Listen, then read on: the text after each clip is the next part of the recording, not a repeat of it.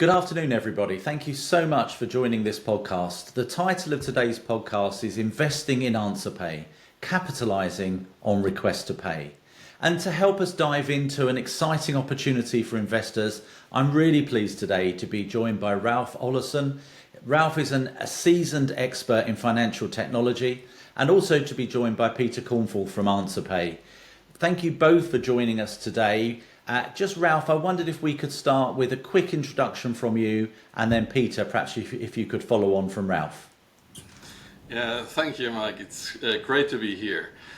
My name is Ralph Ollerson. I have been for the last 10 years or so working in the open banking space from its very early beginning, which has then eventually led to the creation of PSD2 in Europe and OB in the UK. As you know, I have been also working on the API standardization sites. For example, I'm co-chairing the Berlin Group Advisory Board, and I've also been involved in the creation of the SEPA Request to Pay scheme at the EPC, where I'm also participating in various other positions there in the various multi-stakeholder groups.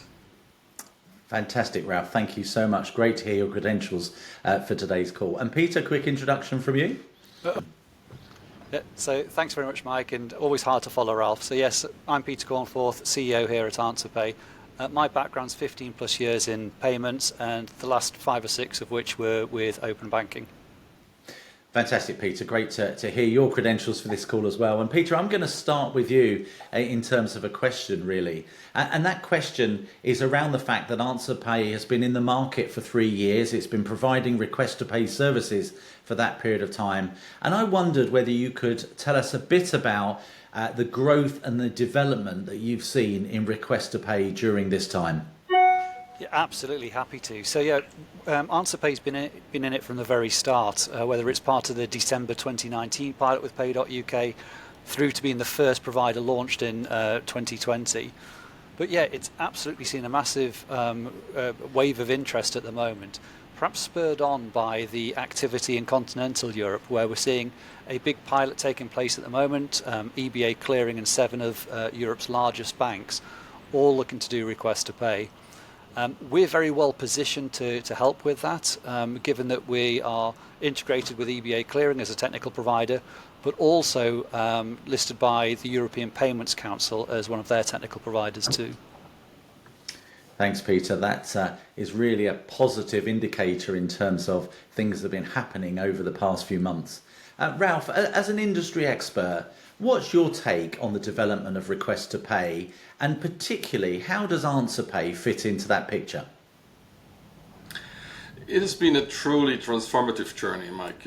Originally, request to pay was billed as the missing brick, helping the biller and the acquirer side to sustain their payment initiator role as the market is shifting more and more from pull payments to push payments.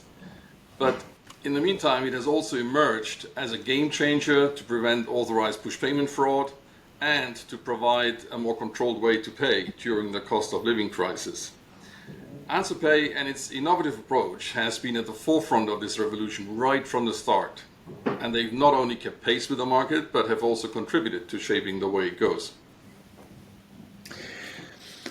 Thanks for that. And I guess let's just build on that sort of request to pay piece and ask you, Peter, from your perspective and your role within AnswerPay, what sets AnswerPay apart? And in that context, what makes it a compelling investment opportunity? Well, as you said, it's a great question. And I think I'm personally invested in AnswerPay as well. So feel very strongly that we are well positioned to take advantage of this market. So I think what sets us apart is because we've been in this from the very beginning, we've been able to evolve and adapt, finding the new problems as they occur and innovating on top of that. Perhaps our most recent innovation is actually how do we break the chicken and egg problem when you have a two-sided marketplace trying to build a network that request to pay is. Actually, it's very difficult to grow both sides at once, the chicken and egg problem. AnswerPay have actually managed to solve that particular problem, where we're able to cover all billers across Europe so that any retail bank or PSP that would like to join would ensure that its customers can get full coverage of that biller and utility market. I think that's probably our biggest differentiator. I'm going to pick up with Ralph on that differentiator, the ability of direct access to break the chicken and egg problem. And let me ask you that then, Ralph. I know this whole idea about direct access is something that you're close to. I wonder if you give us your perspective around how direct access is breaking the chicken and egg.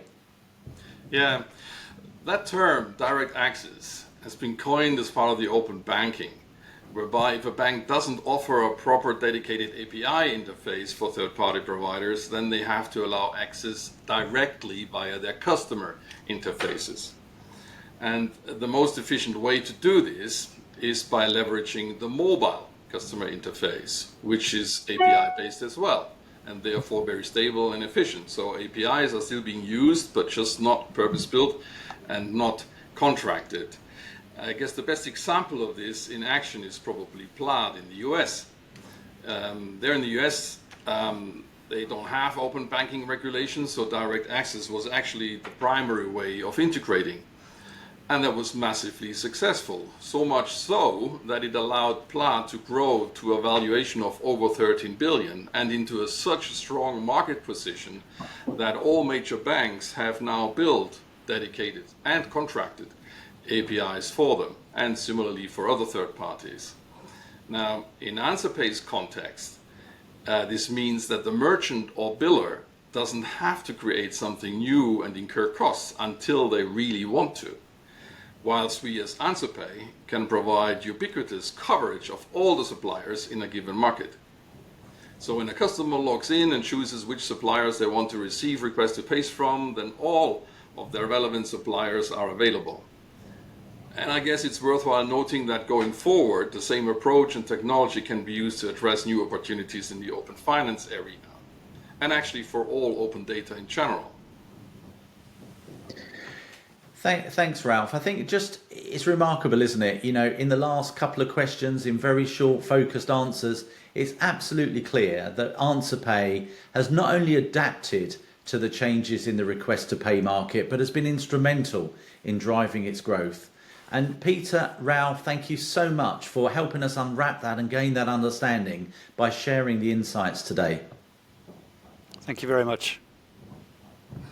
Absolutely, Mike. AnswerPay is well positioned to make significant strides in the request to pay space and beyond. Fantastic. Thank you both for your time today.